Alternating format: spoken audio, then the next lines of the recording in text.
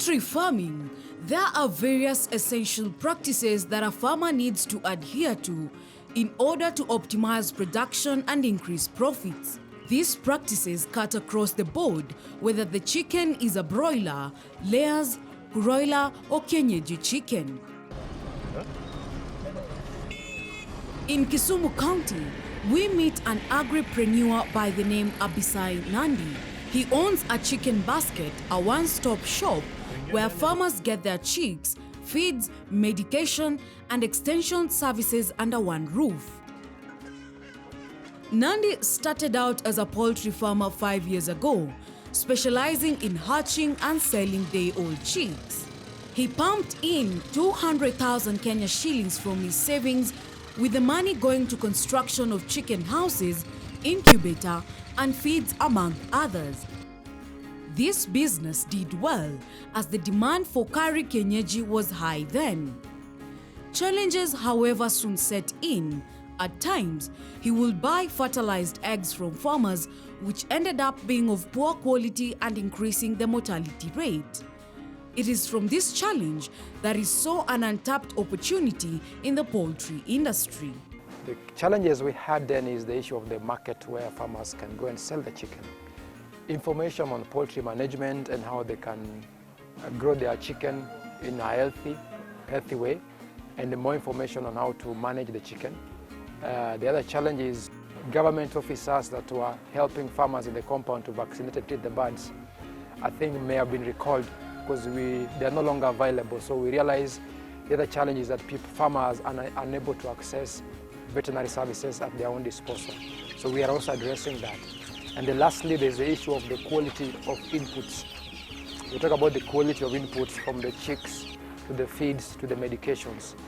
Everybody is in the business of selling feeds and chicks all over, but no one gets to ensure that the farmers have the right quality that will grow within the right time and the right food. When venturing into poultry farming, one of the factors that a poultry farmer must consider is location. The location of a poultry farm can either easen or harden production. For instance, if a farmer does not have access to public utilities such as electricity and water, they may have a difficult time when it comes to production, as these two utilities are crucial. Another factor of consideration is weather condition. In Rabo, Kisumu County, we meet Sila Owiti Angunya.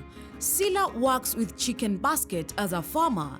Due to Rabo's proneness to flooding, Sila faces a myriad of challenges. He, however, has been able to overcome this with the help of Nandi and Dr. Eric Ochieng. They highlight for us the requirements that should be met while putting up the structure. Rabo is in Kano, and one thing that people know about Kano Plain is for flooding. So one of the aspects that comes out quite well when you're actually doing house appraisal is we look at the drainage of the land. So if in the event that the farmer is coming from a locality that is flooded, then we normally recommend that their structures are raised. If you can look at this structure from the ground actually up is actually more than 8 feet, which provides ample space for air to flow in and out freely to avoid communicable diseases that are actually spread via air. 2, because the area is coming from the locality within which we are in is actually an area that is prone to floods, we recommend that farmers should actually raise their structure. So as you can see, the structure is actually away from the ground. Number 3 is the ventilation, the height of the ventilation. Now the height of the ventilation minimum should be around 4 feet. Now the farmers actually raise 4 feet, so the birds enjoy free flow of air. And with such structures that has this kind of height of ventilation, they have less issues with airborne diseases like Newcastle that actually can spread via the air. Diseases like avian influenza, commonly called bird flu in human beings.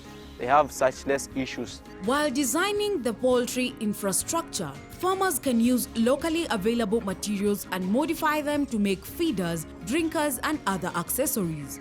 This lowers the cost of production, leaving the farmer with more profits at the end of the day.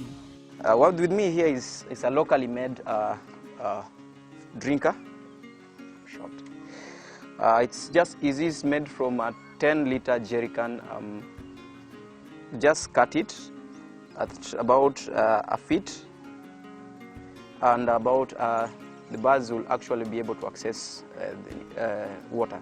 But should it be chicks, then you need to do it at a half, about half of this. The issue with such, when you do a half, they will lead to a lot of wastages, because you see, for a whole jerry can like this, you cut it to half this way, you know the amount that the water that can actually be accommodated is actually minimal. So this can actually accommodate around 10 birds at a go, actually 20 birds at a go. It's a feeder, made also from locally available materials. The birds at about 8 weeks and above should be able to access this one with ease. Just made from mbao, and this is actually to help in picking the feeder from easily and available materials and the access of the farmer.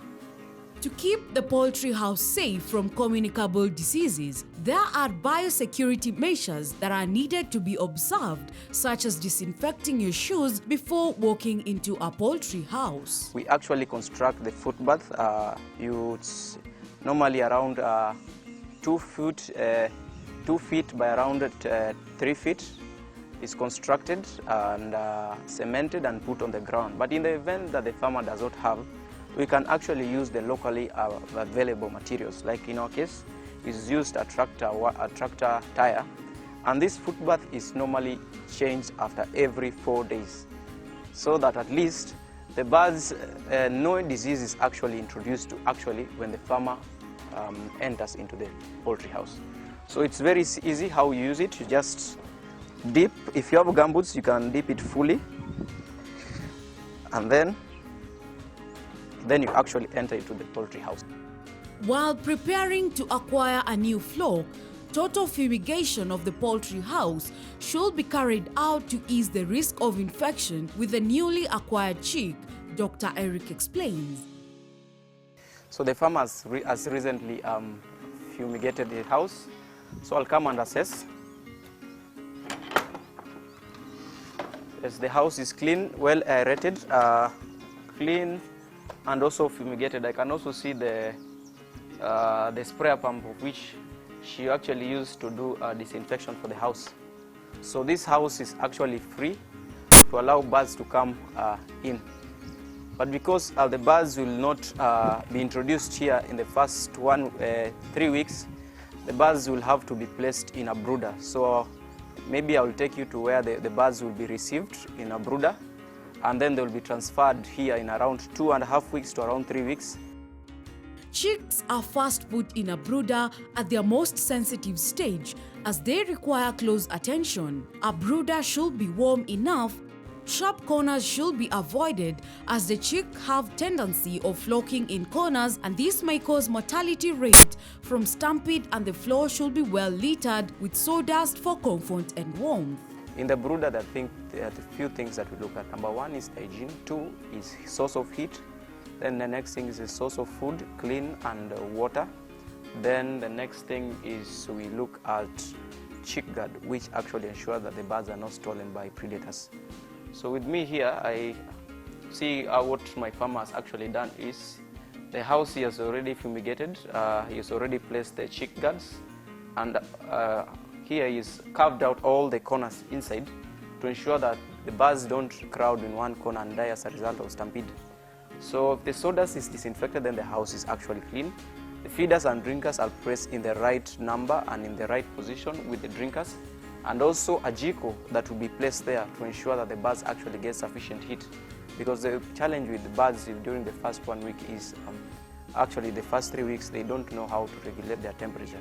So too much cold temperature can actually cause a lot of cold stress, and birds will actually die. With me here is chick feeders. Around 10 of these will be sufficient for around 500 birds. Subsequently, the birds will actually graduate to longer feeders with a longer diameter to actually accommodate, because you know the birds will actually mature. These kind of birds that these farmers actually chosen are broilers. and they will actually grow very, very fast. So within 2 weeks, actually the first 1 week, the birds will have already outgrown this. These are the capacity of this. This is a 3-liter drinker.